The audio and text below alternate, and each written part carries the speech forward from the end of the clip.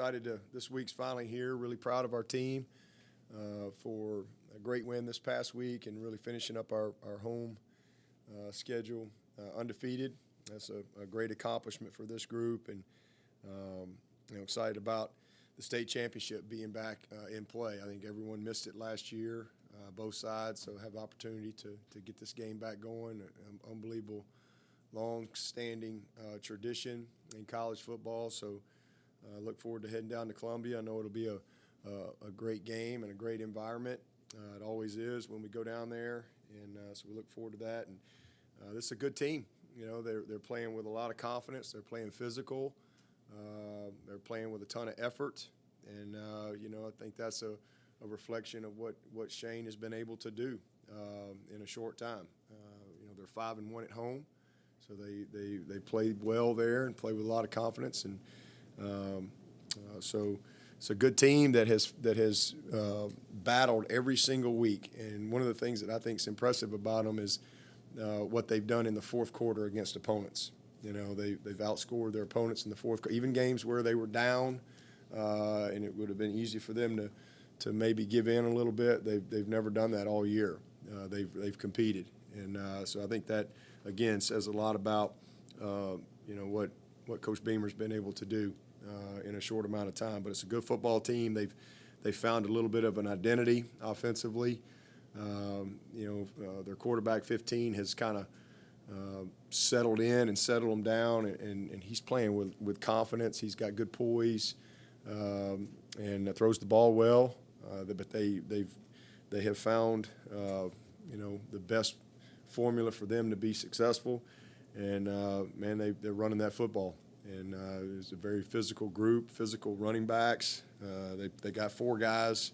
They play all those guys at different times. They've all had their moments throughout the year, but 11 and 20 are the 2 guys that have kind of gotten them over the hump in a run game here as of late, and they're just incredibly physical players. 11, you're trying to figure out who some of these guys are, and you're getting ready for the personnel.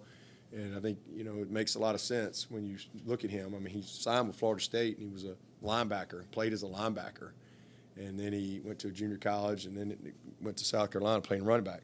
So he plays running back like a linebacker. He has that type of mentality, and you see that. He's very physical, and then, he's 6.2 or carry, and then, 20, obviously he led the SEC in rushing last year. So this is a really physical group of backs. We're very physical tight ends that do a great job. And then, their receivers are emerging. And 6 has become a playmaker. They get him the ball in all kind of different ways, whether it be down the field, double move, screen game, whatever. But he has really become a great playmaker for them, and they've just got some other guys that you see emerging with some confidence in 5 and 7 and 13. 7 is a speed guy. He's got a lot of juice to him. So this is just a group, like I said, that's playing with more confidence and have really kind of bought into what their identity is for this team. And then defensively, same thing. Early in the season, they were doing some things structurally that I think, they had some confusion and things like that, and they gave up some big plays and got them behind. But they've really, since the Tennessee game, have kind of settled down and kind of settled in on what their identity is defensively as well. And I think that's been a reflection of a great coaching job, by their defensive staff. So very good group up front. These are physical guys. Number 1 is a projected first-round draft pick. 6 is an outstanding player, 99. All those guys, they got a deep rotation. 15's a great player. They play a bunch of guys up front. They've settled in on their backers and their secondary. And, again, just they've created an identity, and that's what's given them a chance to be successful. And you look at what they've done these past few weeks, beating Auburn, beating Florida. They go on the road to Missouri and, kind of got behind. And, man, they came back and had a chance in that game late, 31-28, late in the game there. So just a team that really is playing together as a team very well. They've been very opportunistic. I think they've scored 4 times on defense. They've blocked 3 punts, blocked a field goal.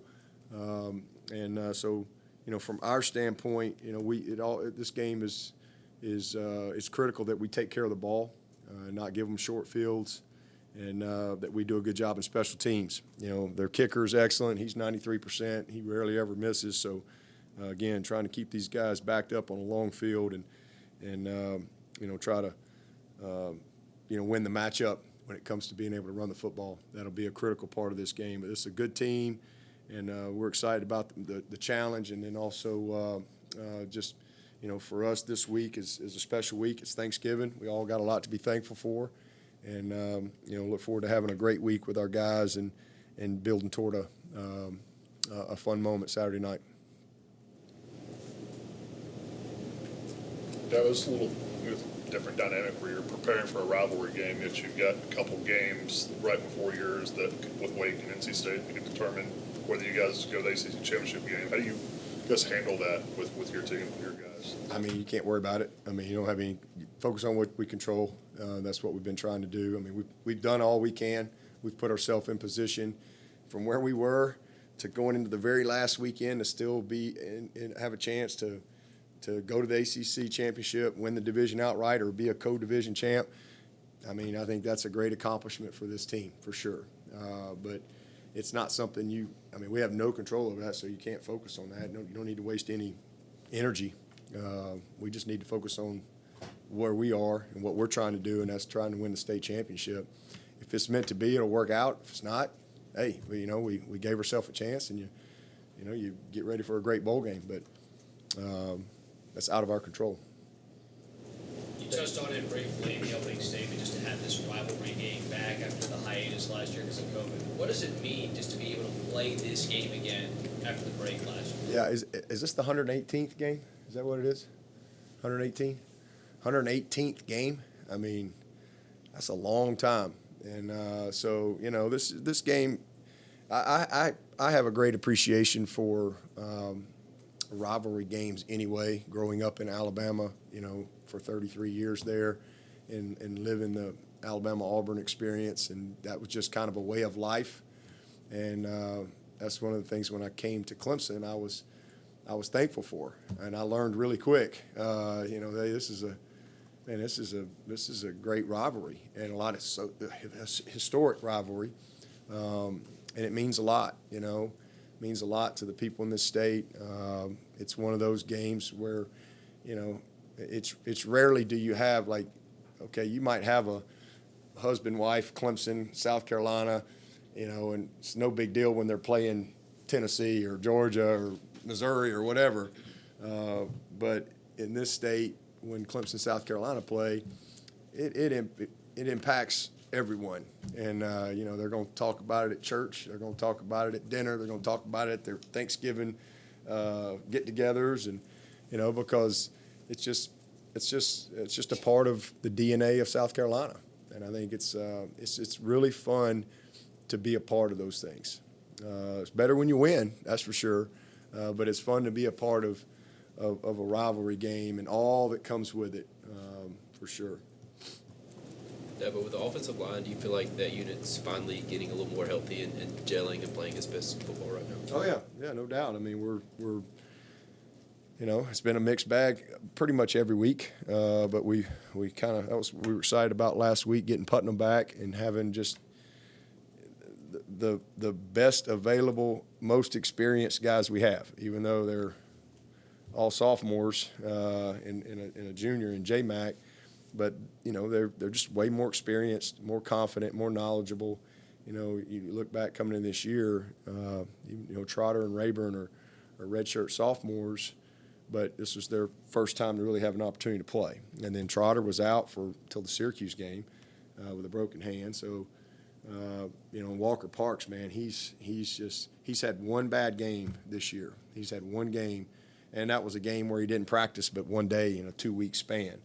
And, so practice it's still important. That's really the only bad game he's had. He's been very steady for us and his first-year starter as well and playing that type of reps. And then J Mack he's an all-conference player. I mean,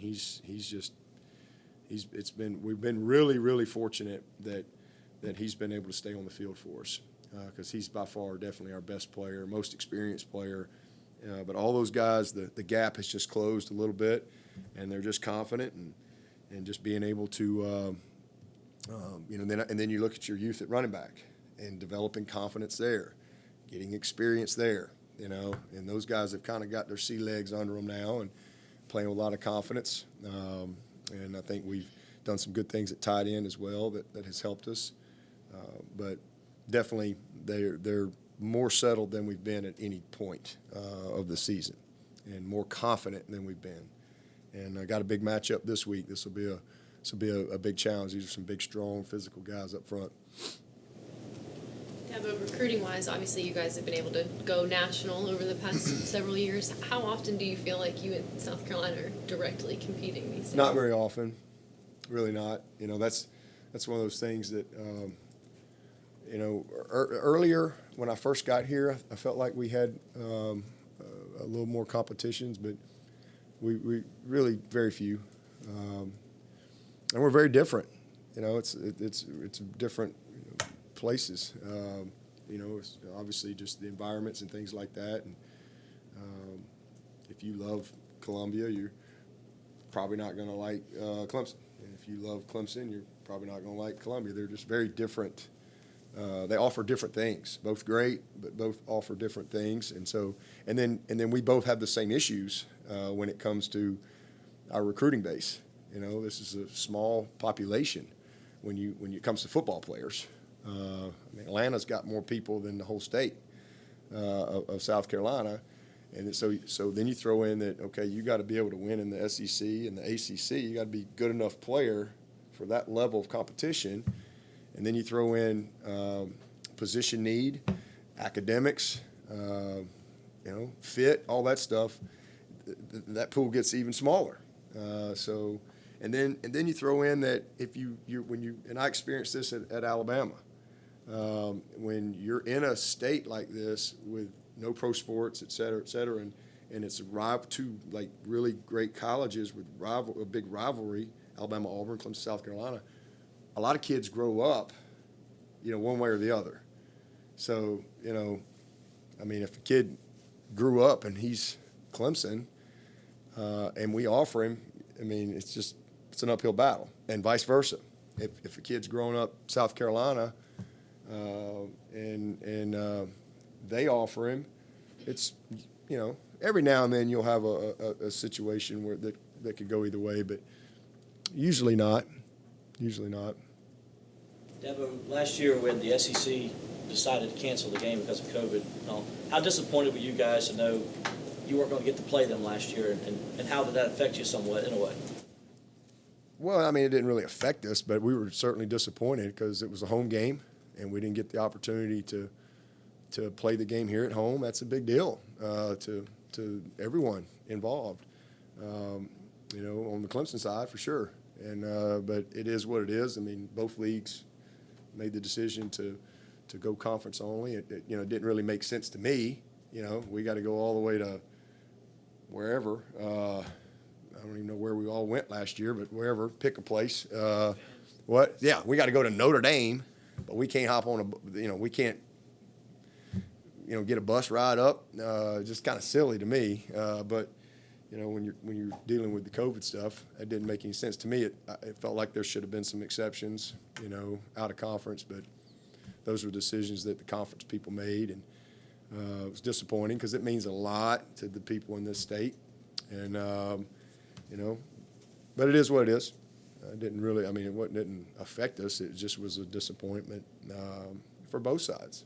I'm sure they were disappointed too. An opportunity to, to have a tradition that you look forward to every year, and all of a sudden you can't do it. There was a point early this season where we were talking about the lapses in execution on offense, keeping it very basic. As the improvement in execution has occurred over the last 4 or so games, how much have you all been able to add to that? Yeah, this was our best. This was this is the best tape to grade. It was fun. It's the way it's supposed to be. It maybe not always clean and finish, or maybe you could, some technical things, but just execution-wise, precision in what we do, targeting people, hands in the right spot. It was just great to see. But definitely as we've gotten more experience and we've been able to coach guys, if you're a competitor and you're made of the right things, you're going to get better through failure. You're going to get better through mistakes if it's important to you. And, there's no greater teacher than experience. I say that all the time. It just isn't. You can prepare, but until you get the experience in the game and the game slows down for you, it's hard. And so I think the game has slowed down for several of our guys. And it's going to pay huge dividends for us as we move forward for the next few years. We've got a very good foundation in place with some guys that are going to be good players. And they've taken some lumps, but these past few games, our execution and our precision in what we do, and just not turning people loose and everybody being coordinated. A guy might get beat, but just being coordinated together, 11 guys on the same page, has really helped us get better. Does some of that speak to DJ pre-snap? Have you noticed improvement pre-snap for him, or at least when he's assessing what's happening? Yeah. But I think it's more post snap. That's where I think the most improvement has come from. You mentioned experience being your greatest teacher. Well, there's a lot of young guys on your team who have never been in a game like this, let alone played in Columbia at night with the state championship on the line. Just how do you approach maybe this game with some of your younger players that you're going to lean on, to how to embrace the atmosphere that's certainly going to be raucous by the time the game kicks off? Yeah, I mean, we played on the road several times this year. And we've won a couple. We haven't played a complete game on the road. That's something I would like to see us do. We played our best, most complete game at home.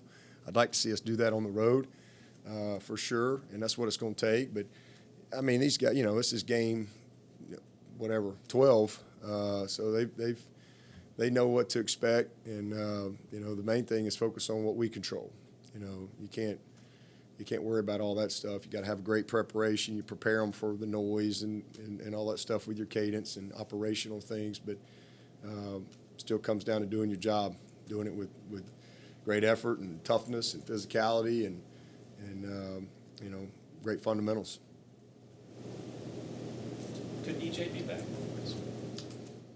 Not sure right now. I mean, he's kind of day to day. Last night he was with the trainer, so they wanted to really kind of test drive him, I guess, and see where he is. So we'll know a little bit more today and tomorrow.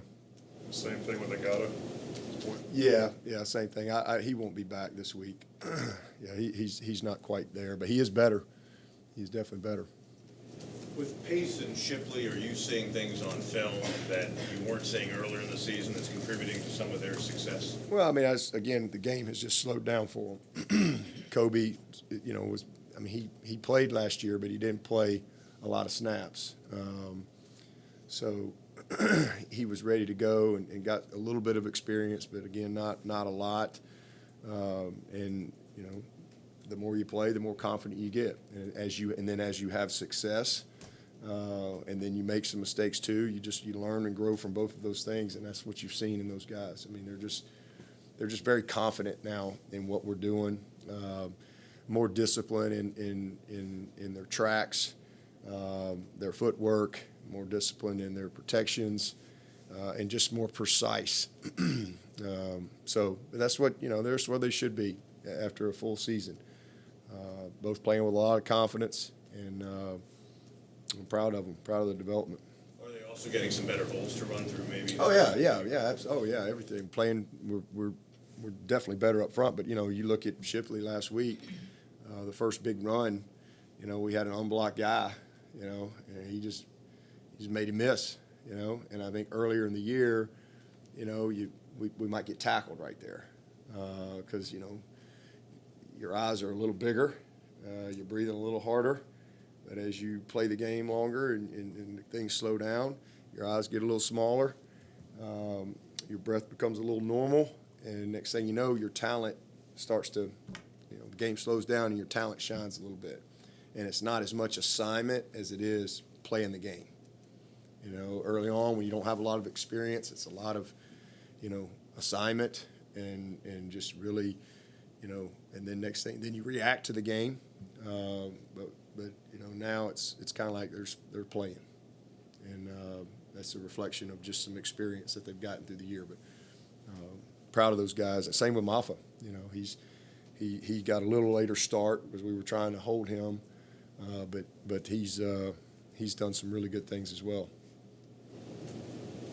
When you look at the tape, are you seeing anything different out of this year's South Carolina team as opposed to maybe years past when you face off against them? I mean, you know, it's been since 2019, so it's definitely different. Talking 2 years, you know, we got some of the same guys, but they're all older. The guys that were in that 19 game they're just older and more mature players. But you know, the biggest thing is you know, they're playing with a lot of confidence. We've seen some really good teams, you know, over the years. So seen some good teams, seen some teams that were in transition. But this is a good team. It's a good team. You won 6 in a row in the series. Before that, you lost 5 in a row. So what was the difference? What do you see as the difference between a kind of a long losing streak versus a long winning streak? Turnovers. I mean, that 5-game losing streak, we turned it over 15 times to their 3. 5 games, we turned it over 15 times. They turned it over 3. And I think the last one in 2013, I think we had 6 turnovers in that game. So, you know, in a game like this, that'll beat you. As a receivers coach who has always preached the importance of playing away from the ball, how much joy did it give you to see Dacari with those blocks away from the ball in the end zone? It was awesome. Made a big deal out about that in front of the team on yesterday.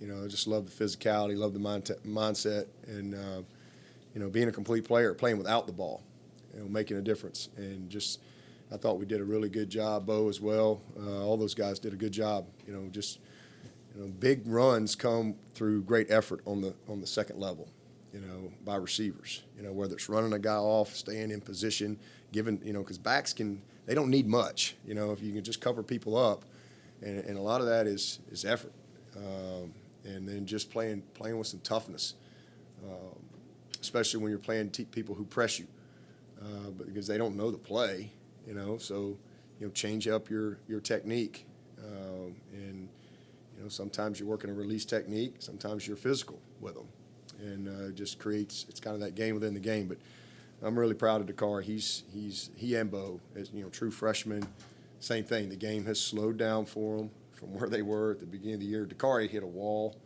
and then we kind of got him through it, and now he's playing with a ton of confidence, and so is Bo.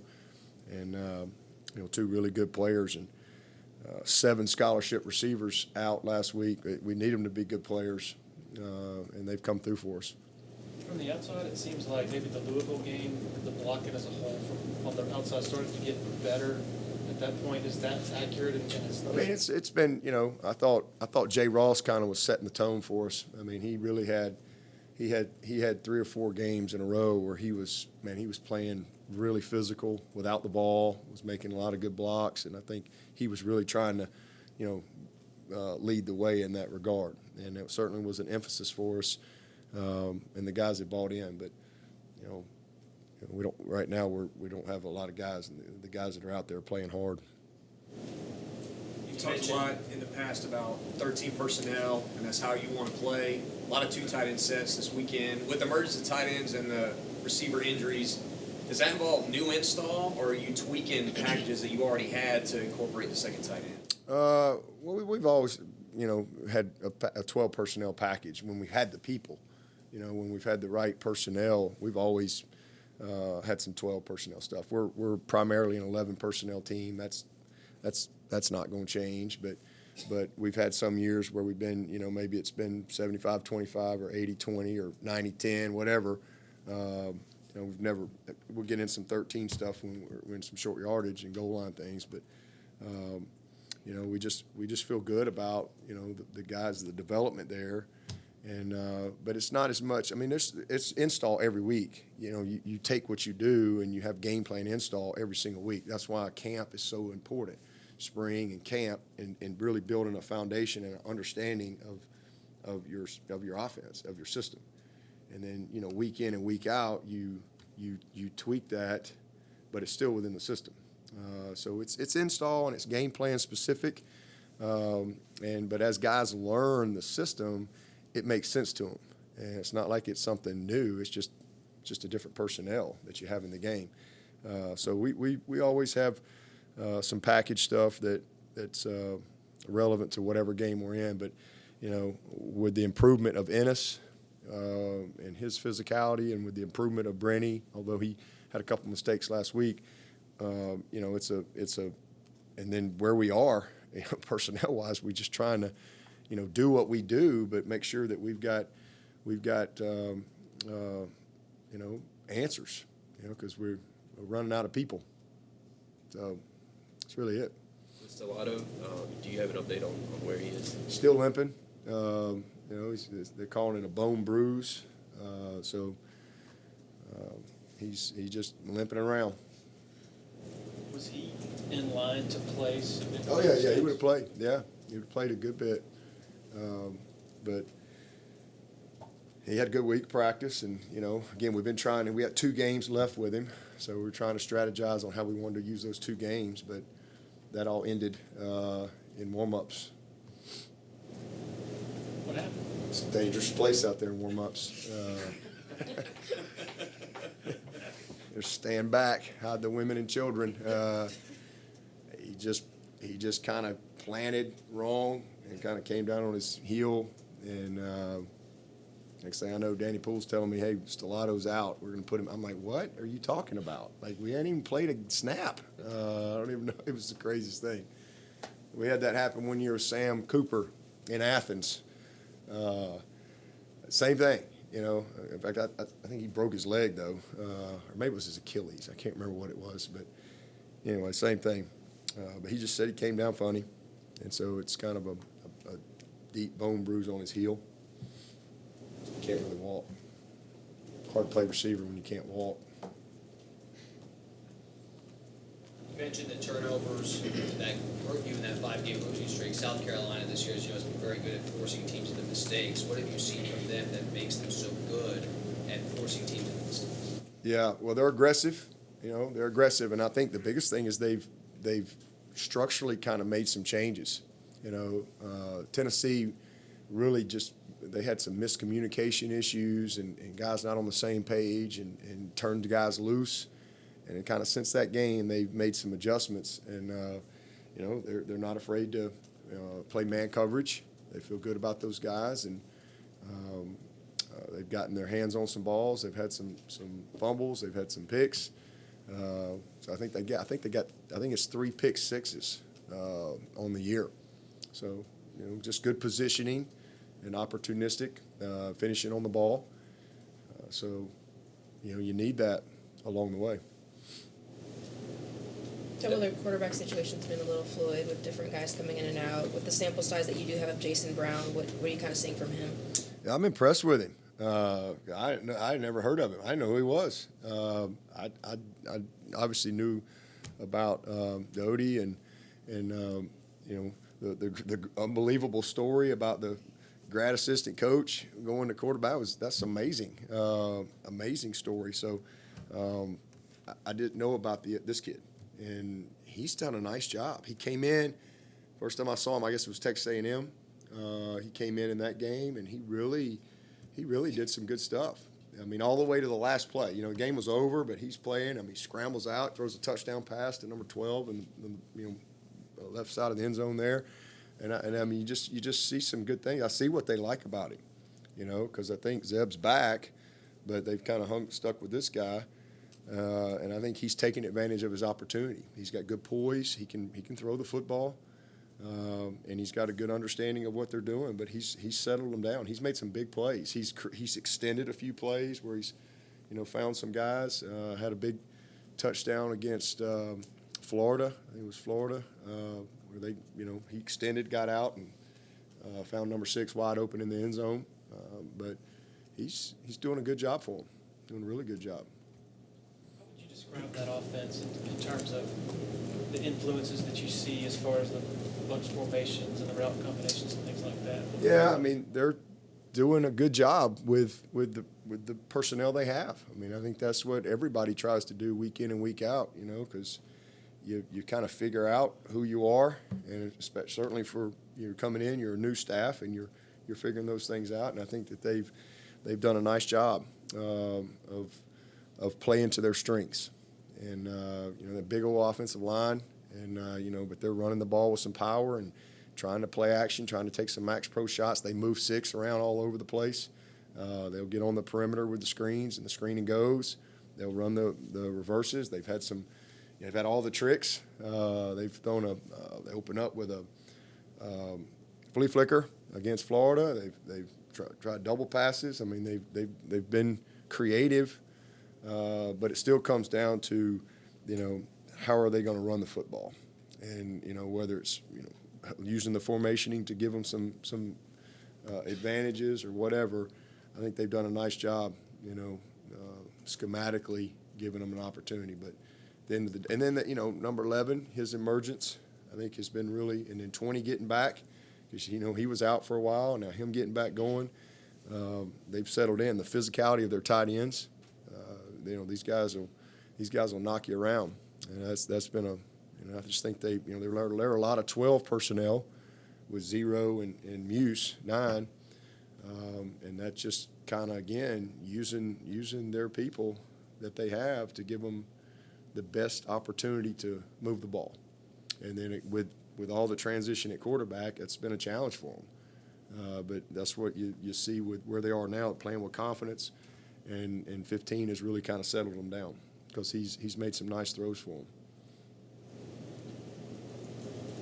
Dabo, I know you said you really challenged the staff last week to coach its best game. Just what was your message for the staff just last week heading into Wake Forest? I mean, I just felt like, you know, I mean, that's my challenge every week. I challenge them every single week, but I just felt like that, you know, we were going to have to do our best job. You know, just like we challenge our players every week to do their best, we were going to have to do our very best job in that game. You know, because that was a really good football team, and you know, really challenge you schematically, and but our staff did an awesome job, and you know, I just felt like that, you know, we set the tone every week, and just kind of re-emphasizing that. What's your relationship with Coach Beamer like? Oh, it's great. I've known Shane a long time. I always had great respect for him. I mean, you know, that's not ever going to change. That's, you know, unfortunate part of this business is, you know, I mean, there's a lot of people that hate me and they've never met me. They don't know me from Adam because I wear a paw on my shirt, you know, and that's, I mean, that just comes with it. You know, when I first got here, you go on the road recruiting. Nobody knows me. You know, first time out, but I'm used to it because that's the way it was at Alabama Auburn too. You know, you walk into a school and some people are really happy to see you because you're the guy from Clemson, and then other people are like, oh, you're the guy from Clemson, yeah, you know, and you get that. And they don't know you, so that comes with the territory from a fan standpoint. But you know, from a professional standpoint, you know, just because somebody wears a logo, that doesn't mean I can't like them anymore. I mean, I've always liked Shane. Shane he's a great coach. He's a great man. Love his family. Love his dad. I've always had a great relationship with his mom and dad, and so I got a lot of respect for him. You know, and I mean, I compete against a lot of friends. You know, and every game's a rivalry because they're trying to beat you and you're trying to beat them. Every single week, you're playing somebody. And a lot of those people that we play are, you know, are friends. So that doesn't change just because, you know, he's the head coach of South Carolina now. I've got a lot of respect for him.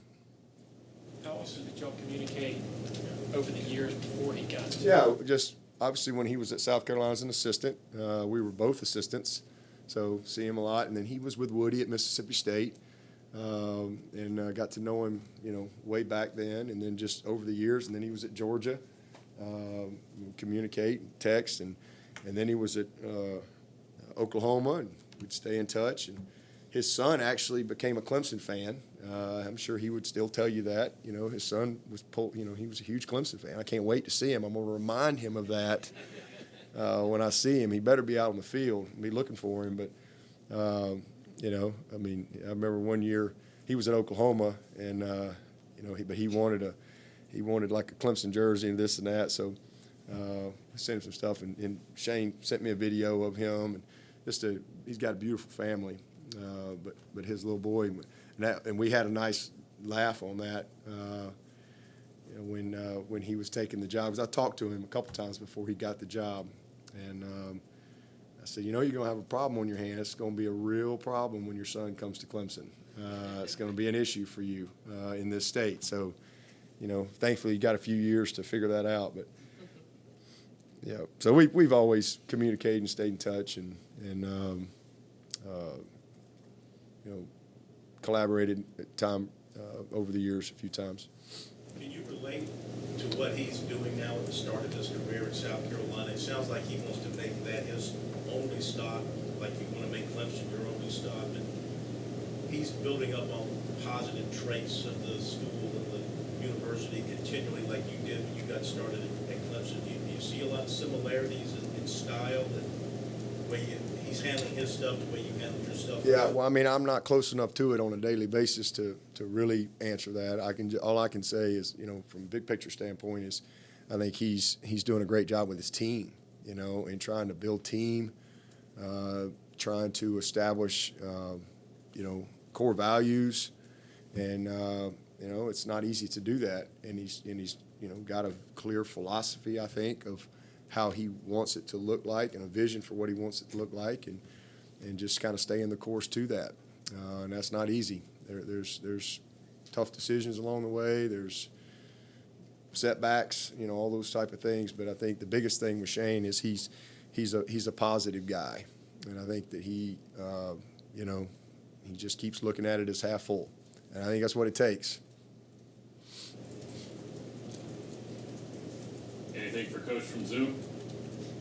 You have a favorite Thanksgiving meal to eat on Thursday? Yeah, turkey, and my mom's dressing, and some mac and cheese, and, you know, all the usuals. So I look forward to that for sure. How did Justyn Ross, his surgery go? Great. It went really good. You know, it was a very clean, very simple surgery to put the screw in there, but he'll be fine. You know, here in a few weeks. Yeah. Do you think he could still possibly play in the bowl game? Maybe. I don't know. You know, we'll see. We'll see how quick he recovers, but what bowl game we're in, you know, what's the timeline and all that stuff. But I'd say it's a possibility. Do you have any idea what Galloway's plans are? Graduating, and you know, I think he's we haven't sat down and talked about it, but his intention was to graduate and move on. He's not indicated anything has changed there.